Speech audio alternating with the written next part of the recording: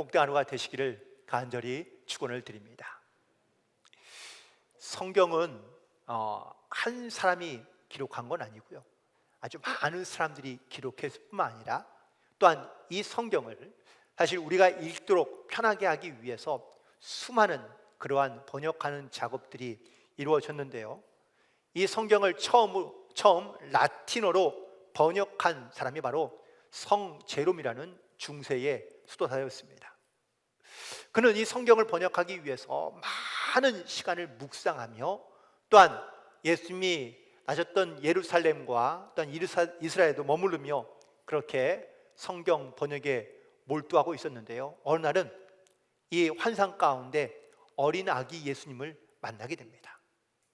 너무 기쁜 마음에 그가 예수님에게 이렇게 고백합니다. 사랑하는 예수님, 제가 제 마음을 예수님께 드리고 싶은데 뭘 드리면 좋을까요? 어떤 선물을 드리면 좋을까요? 라고 이렇게 물었습니다. 그러자 예수님께서 말씀하시기를, 하늘과 땅에 있는 모든 것이 다 내 것인데 내가 나에게 뭘 줄 수 있겠느냐? 라고 물었더니 고민하던 이 제롬 수도사가, 제게 있는 전 재산을 다 드리겠습니다.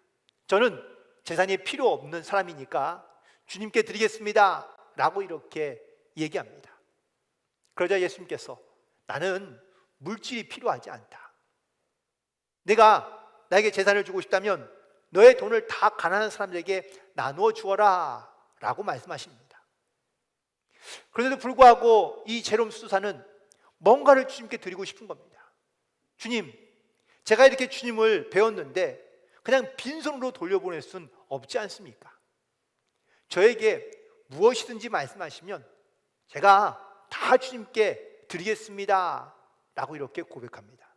그러자 예수님께서 무엇이든지 다 줄 수 있느냐?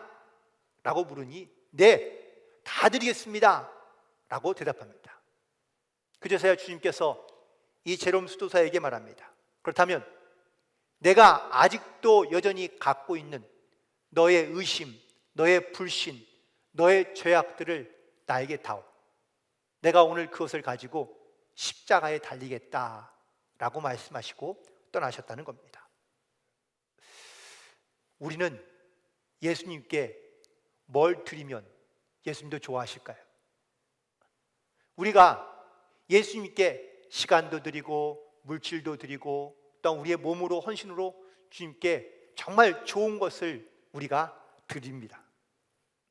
그러나 세상에 아무리 좋은 것을 사실 드려도 주님의 마음을 과연 기쁘게 할 수 있을까? 오히려 주님께서 정말 우리에게 원하시는 것이 과연 무엇일까? 여전히 내 마음 가운데는 죄와 허물과 불신과 또한 미움으로 여전히 내 마음에 죄악들은 떠나고 있지 않은데 그냥 내가 물질과 시간을 드리는 것으로 과연 주님이 기뻐하실까? 주님은 우리에게 우리에 있는 모든 죄와 허물을 요구하고 계신다는 사실을 우리가 기억하며 나아갈 수 있게 되기를 간절히 소망합니다. 어느 기독교 잡지에서 본 글입니다. 엄마 뱃속에 있는 쌍둥이의 대화라는 이야기인데요, 사실 이거는 좀 지어낸 이야기이기도 하지만 여기에는 우리를 조금 더 생각하게 만들고 고민하게 만드는 주제가 있습니다. 즉 죽음 이후와 하나님의 존재에 대한 이야기인데요, 엄마 뱃속에 있는 쌍둥이가 있었는데 어느 날 이 쌍둥이가 대화를 나누게 됩니다. 먼저 첫째 아이가 다른 아이에게 이렇게 묻습니다. 너는 출산 이후의 삶을 믿니? 라는 이 질문에 둘째 아이가 잘은 모르지만 출산 이후에 우리의 삶이 있지 않을까? 어쩌면 더 나은 나중을 위해서 우리가 여기서 준비하고 있는지 몰라 라고 말합니다. 그러자 첫째 아이가 말도 안 되는 소리야. 출산 이후의 삶은 없어. 그 삶이 과연 어떨 것 같니? 라고 물으자 둘째 아이가 잘 모르긴 하지. 하지만 더 밝은 빛이 있고 더 아름다운 것을 우리가 더 많이 볼 수 있지 않을까? 어쩌면 우리가 이 다리로 걷고 우리의 손으로 만지고 입으로 먹을 수 있을지도 몰라 라고 말합니다. 그러자 첫째 아이가 다시 말합니다. 야, 그건 바보 같은 생각이야. 야, 우리가 걷는다고? 우리가 만진다고? 우리가 입으로 먹는다고? 그건 불가능한 이야기야. 지금 우리 봐. 엄마 탯줄로부터 우리가 다 공급받고 있잖아. 이 탯줄이 끊어지면 우리는 죽는 거나 마찬가지야. 하지만 이 탯줄도 한계가 있어. 그냥 우리는 여기 살다가 끝나는 거야. 그러자 둘째가 다시 이야기합니다. 분명 우리는 여기와는 다른 무언가가 있을 거야. 엄마가 우리를 보호해주고 우리 엄마가 우리를 지켜줄 거 하잖아 라고 이렇게 얘기합니다. 그러자 다시 첫째가 말합니다. 엄마? 너는 엄마의 존재를 믿니? 엄마를 본 적이 있어? 아니야. 엄마는 없어. 엄마는 존재하지 않는 거야. 그래서 나는 엄마라는 존재를 믿지 않는 거지. 그다음 엄마는 어디 있는데? 둘째가 말합니다. 엄마는 우리를 감싸고 있잖아. 가만히 귀 기울여 고요할 때 엄마의 음성을 들을 수 있고 또 엄마가 우리를 만지는 것을 우리가 느낄 수 있어. 그래서 나는 출산 이후에도 다른 세상이 우리를 기다리며 또한 그 세상을 가기 위해 우리는 여기서 준비하고 있는 것이라고 생각해 라고 이야기합니다. 어떻습니까? 이 쌍둥이의 대화를 보시면서 나는 과연 어떠한 마음 혹은 또 어떠한 생각을 가지고 살고 있습니까? 우리는 분명 하나님이 만드신 세상 가운데 살아가고 있습니다. 하지만 우리는 그것을 알지 못하고 그것을 믿지 못하며 살아가고 있지는 않느냐는 것이죠. 끊임없이 우리는 하나님에 대한 존재에 대한 의심과 또한 불신을 가지고 살아가는 수많은 사람들 속에서 살아가면서 정말 우리도 내 인생에 어떠한 목적과 어떠한 이유를 가지고 살고 있는지를 우리가 잃어버리며 혹은 잊어버리며 살아갈 때가 많이 있다는 겁니다.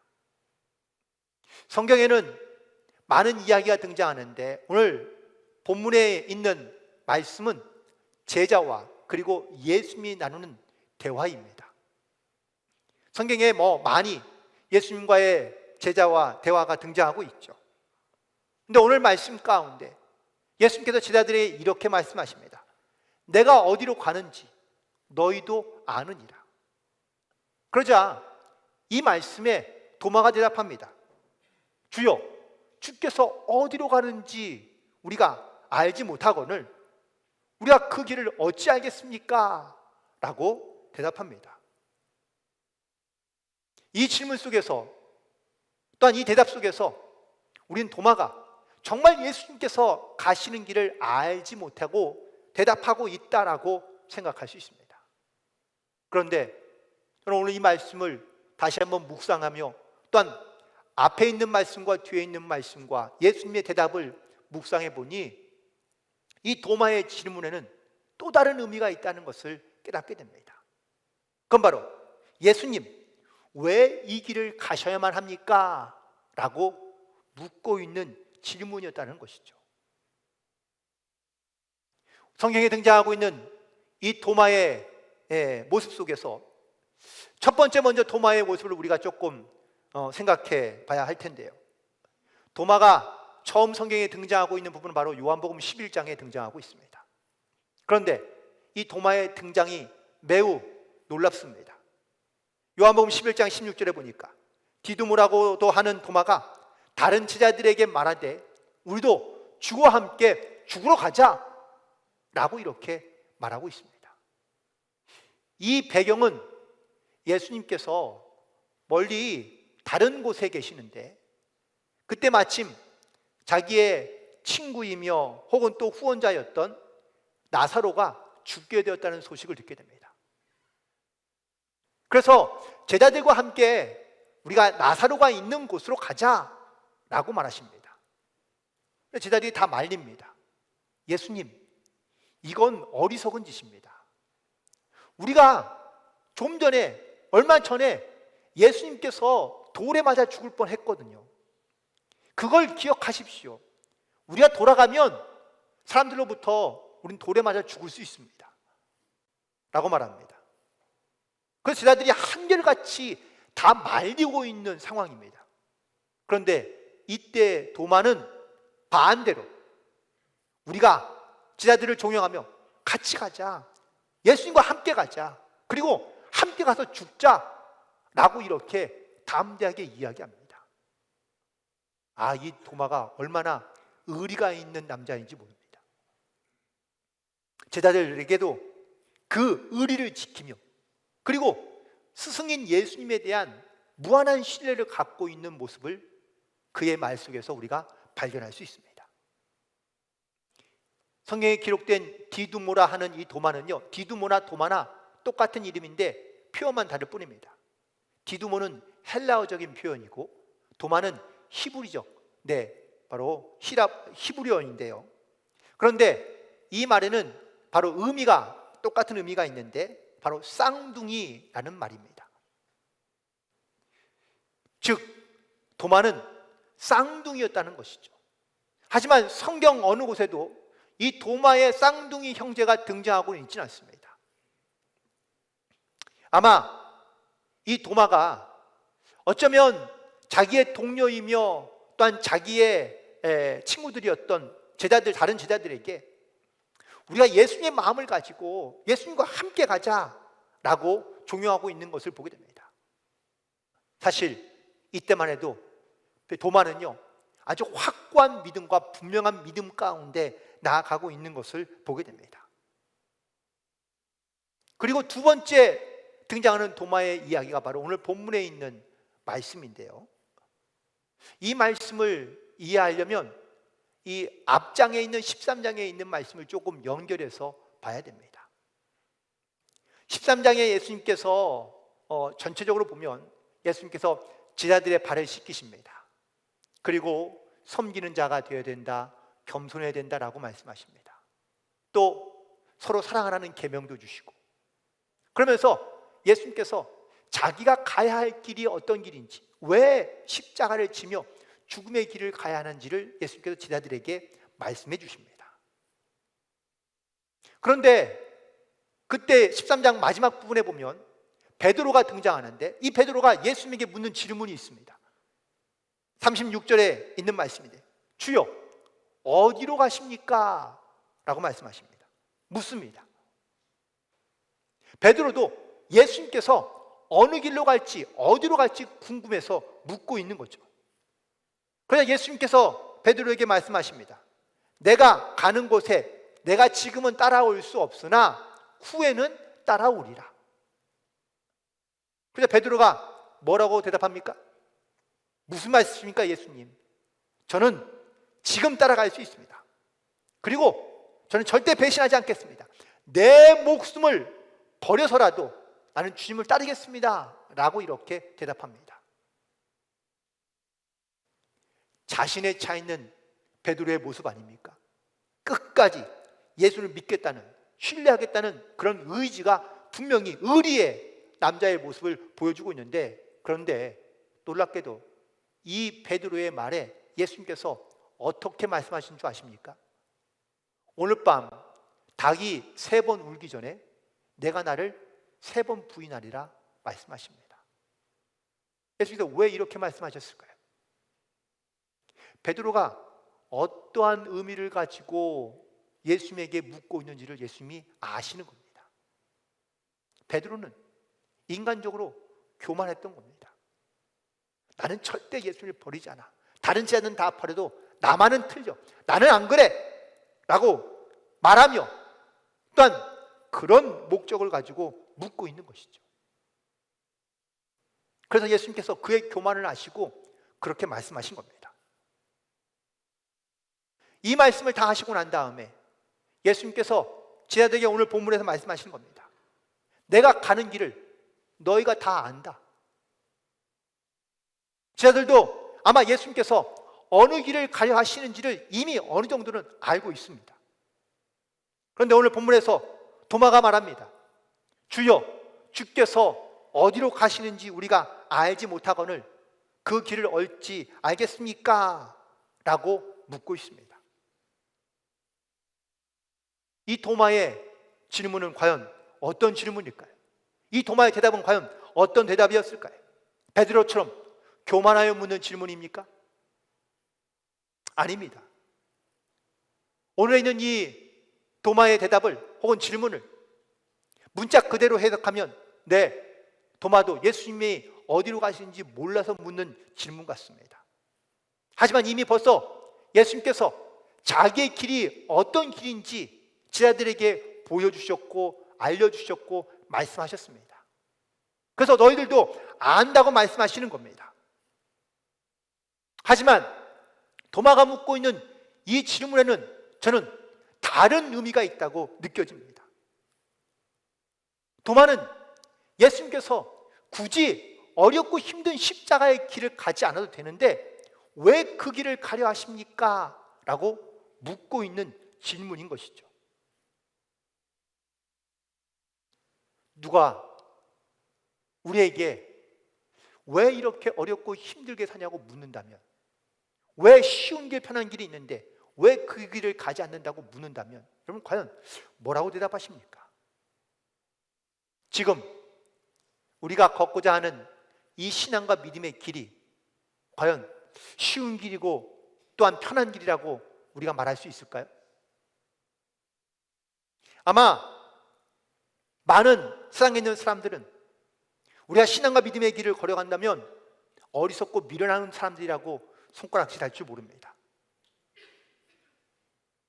만약 신앙과 믿음의 길이 쉽고 편하고 누구나 할 수 있는 일이었다면 아마 모든 사람이 다 이 길을 가려 하겠죠. 그런데 분명 이 신앙과 믿음의 길이 결코 쉬운 길이 아니라는 것을 우리는 너무나 잘 알고 있습니다. 그럼에도 불구하고 우리가 이 믿음과 신앙의 길을 걷고자 하는 이유가 있습니다. 바로 이것이 진리와 생명으로 가는 길이며 또한 구원의 유일한 길이 되기 때문인 것을 우리가 믿기 때문입니다. 남들이 하니까 혹은 억지로 우리가 신앙의 길을 걷다 보면 조그만 어려움과 힘든 일이 생기고 또한 귀찮아지면 우리는 이 신앙의 길을 버리기도 하고 포기하기도 합니다.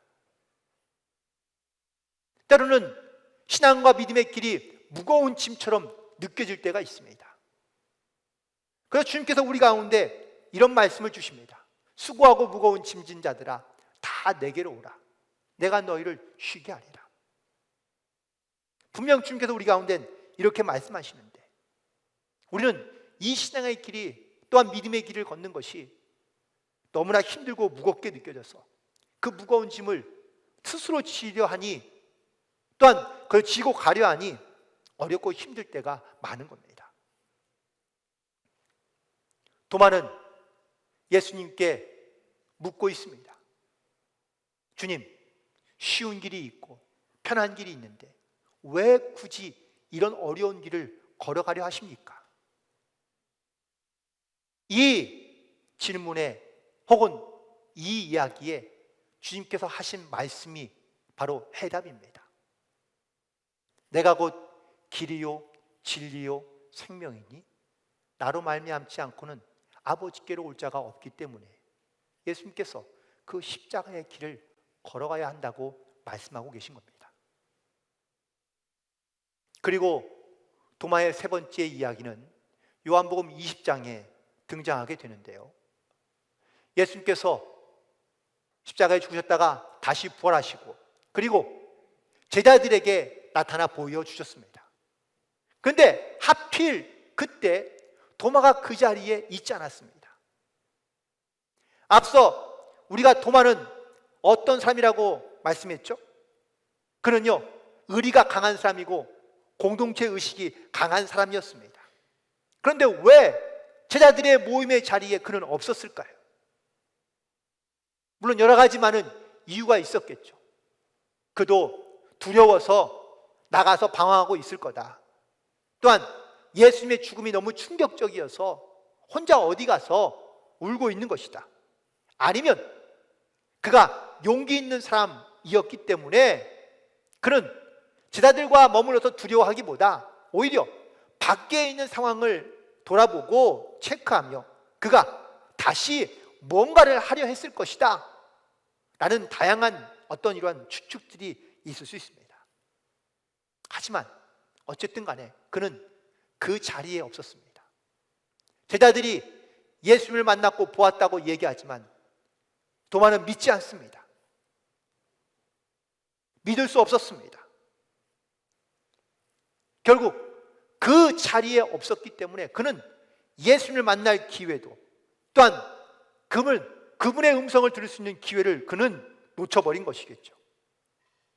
가끔 우리는요, 그 신앙의 공동체 속에서 우리가 조금 방황하며 혹은 또 절망하다가 그 공동체를 떠나려 하는 경우들이 종종 있습니다. 특별히 사단은 우리를, 믿음의 사람들을 믿음의 공동체 안에서 떨어뜨리며 나가게 하기 위해서 우리 가운데 역사하고 있다라는 사실이죠. 특별히 의심과 회의가 생겨서 믿음을 잃어버리고 이 공동체 속에서 떠나가게 되면 우리가 신앙과 믿음이 더 견고해지거나 단단해지는 것이 아니라 반대입니다. 우리의 신앙이 떨어지게 되고 또한 불신 가운데, 원망 가운데 살아가는 일들이 많아지게 될 수밖에 없다는 것이죠. 도마도 그랬습니다. 도마도 제자들의 이야기를 믿지 않습니다. 믿으려 하지 않습니다. 의심과 불신으로 가득 차 있는 이유는 그 믿음의 공동체에서 떠나 있었기 때문인 것이죠. 그래서 도마가 요한복음 20장 25절에 이렇게 말합니다. 마지막 부분에 보면 내가 내 손을 그의 옆구리에 넣어보지 않고는 믿지 아니하겠다. 도마는 의심이 많은 것보다는 확실한 증거를 요구하고 있다라는 것입니다. 실제적인 경험이 있어야, 증거가 있어야, 그래야 나는 이 신앙생활을 앞으로 해나갈 수 있다라는 그런 의지와 또한 그런 모습을 볼 수 있는데, 이게 도마의 모습입니까? 이게 다 우리의 모두의 모습일 수 있습니다. 신앙생활하고 있지만, 교회를 다니며 또한 믿고 있지만 우리는 확실한 하나님의 살아계신 증거들을 내가 경험하지 못하면 내 신앙도 내 믿음도 그냥 거기에 머물러 있는 경우가 많습니다. 아무리 들어도 믿어지지 아니하고 또한 보아도 믿어지지 않는 경우가 많습니다. 미국의 신학자인 폴 틸리라는 교수가 있는데 그가 이런 말을 했습니다. 의심은 믿음의 반대가 아니라 믿음의 일부이다. 도마가 의심을 합니다. 하지만 그의 의심은 바로 어떤 불신과 원망과 회의에 대한 의심이 아니라 진짜 바른 믿음을 찾아가기 위한 그러한 의심이었다라고 그는 이야기합니다. 영성가인 헨리 라우엔도 도마에 대하여 이렇게 말합니다. 우리의 인간에는 두 가지의 자아가 있는데 첫 번째는 신뢰하는 자아가 있고 두 번째는 의심하는 자아가 있다는 겁니다. 예를 들어 내가 기도하고 내가 주님 앞에 아뢰했던 그런 내가 원하는 일들이 이루어질 때 우리는 어떻게 말합니까? 주여 감사합니다. 주님 정말 살아계시는군요 라고 이렇게 고백하다가 내가 원하는 일이 이루어지지 않거나 잘못되면 우리는 하나님께 이렇게 말합니다. 주님 정말 계십니까? 살아계십니까? 왜 나에게 이런 고통을 주십니까? 라고 이렇게 이야기합니다. 주님의 은혜와 사랑을 느낄 때에는 무한한 신뢰를 보내고 있다가도 내가 어려움과 고난이 찾아오면 우리는 하나님 앞에 의심하는 자아로 바뀌게 되는 것을 보게 됩니다. 우리처럼 우리 안에 이런 두 가지의 마음이 항상 있다는 겁니다. 마치 쌍둥이처럼요. 도마는 쌍둥이였다고 말씀드렸죠. 그가 어떤 육체적인 어떤 똑같은 모양의 쌍둥이를 찾는 것보다 영적인 쌍둥이를 만약에 찾는다면 이 의심 많은 도마의 모습이 어쩌면 나의 모습, 우리의 영적인 모습이 될 수도 있습니다. 예수님을 만나고 난 다음에 예수님의 손가락의 못자국과 예수님 옆구리에 찔린 창자국을 만져보고 난 다음에 확실한 증거들을 갖고 난 다음에 도마는 이렇게 고백합니다. 나의 주님이시요 나의 하나님이십니다. 이 고백이 있기까지 도마가 얼마나 많은 의구심과 불신들을 갖고 있었는지 모릅니다. 하지만 확실한 증거들을 만나게 되자 의심이 사라지고 그리고 진정한 주님을 고백하며 그리고 주님 앞에 나아가고 있는 것을 보게 됩니다. 이 도마의 고백은 과거 지난주에 말씀드렸던 이 베드로의 고백보다도 훨씬 더 강력한 고백인데, 베드로는 예수님에게 주는 그리스도시요 살아계신 하나님의 아들이라고 고백했었거든요. 그런데 오늘 본문에서 도마는 주는 하나님이십니다 라고 고백하고 있는 것을 보게 됩니다. 이 고백이 바로 의심에서 믿음으로 그리고 회의에서 확신으로 변하게 된 믿음의 고백인 것을 알 수 있는데요, 이 확신이 들기까지 그는 예수님에 대한 분명한 영적인 확신을 갖기 위한 정직하고 진실한 의구심을 가지고 나아갔다라는 사실입니다. 의심이 그냥 반대를 위한 혹은 의심을 위한 의심이 아니라 내가 정말 살아계신 하나님을 만나고자 하는 영적인 사모함과 또한 소망 가운데 의심을 가지고 하나님 앞에 나아가며 확실하고 분명한 믿음의 증거들을 주님께 간구하며 나아가면 하나님 반드시 그 확실한 믿음의 증거들을 우리 가운데 보여주시고 나타나게 하신다라는 것을 이 도마의 사건을 통하여 다시 한번 깨닫게 됩니다. 우리는 지금도 여전히 온전한 믿음으로 주님 앞에 나아가지 못할 때가 많이 있습니다. 특별히 이 고난을 겪고 나면서 사실 우리의 신앙과 우리의 믿음이 더 견고해지는 경우도 있지만 그렇지 못한 경우도 많이 있었음을 고백합니다. 히브리서 10장 24절과 25절에 있는 말씀에 보니까 서로 돌아보아 사랑과 선행을 격려하며 모이기를 패하는 어떤 사람들의 습관과 같이 하지 말고 오직 권하여 그날이 가까움을 볼수록 더욱 그리하자고 말씀하고 있습니다. 마지막 때나 종말이 다가올수록 모이고 힘쓰는 것보다는 그 모임을 피하는 일들이 많아지는 경우들이 많이 있는데, 사실 이 말씀 속에서 주님께서 주시고자 하는 메시지는 모여라, 모이를 힘써라 라는 말씀도 있지만 모이는 곳에 주님이 함께 하신다, 역사하신다라는 것을 말씀하기 위하여 우리 가운데 모이를 힘쓰라고 말씀하고 있는 것이죠. 마태복음 18장 20절에 주님이 말씀하십니다. 두세 사람이 내 이름으로 모이는 곳에 나도 그들 중에 있다고 말씀하고 있기 때문입니다. 말씀을 정리하면서 많은 세상에 있는 사람들이 우리에게 묻습니다. 당신은 왜 이 신앙과 혹은 또 이 믿음의 길을 가려 합니까? 왜 세상에는 쉽고 편한 방법들이 많이 있고 쉬운 길이 많이 있는데 왜 당신은 이 어렵고 힘든 일을 가려 합니까? 라고 묻는다면 나는 그들에게 무엇을 혹은 어떠한 증거를 보여주며 그들에게 확실하고 분명한 이 믿음의 길을 가고 있다고 여러분들 과연 증거하고 계십니까? 예수님이 제자들에게 말씀하십니다. 내가 가는 길을 너희도 아느니라. 제자들도 예수님이 어떤 길로 가려 하시는지 다 알고 있습니다. 십자가의 길, 죽음의 길, 고난의 길, 힘든 길을 걸어가시는 것 자들이 알고 있습니다. 하지만 그들은 그 길을 가기를 두려워하거나 싫어하고 있는 것이죠. 그래서 묻고 있는 겁니다. 왜 이 길을 가려 하십니까? 주님의 은혜와 역사가 언제, 어디서, 어떻게 일어날지 우리는 알 수 없습니다.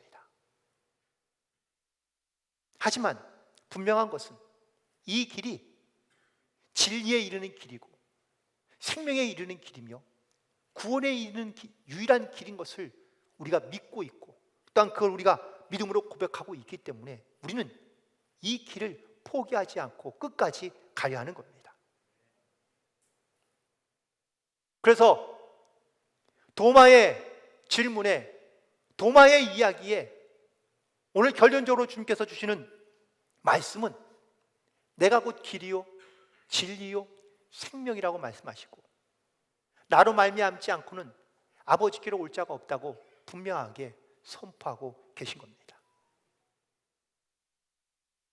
다시 한 주간을 살아가며 또한 내 인생의 길들을 다시 한번 돌이켜보면서 내가 왜 이런 인생의 길을 걸어야 되는지, 내가 왜 이런 신앙과 믿음의 길을 걸어가야 하는 것인지, 거기에 대한 분명한 확신과 믿음의 고백을 가지고 나아가는 저와 여러분이 되기를 간절히 소망합니다.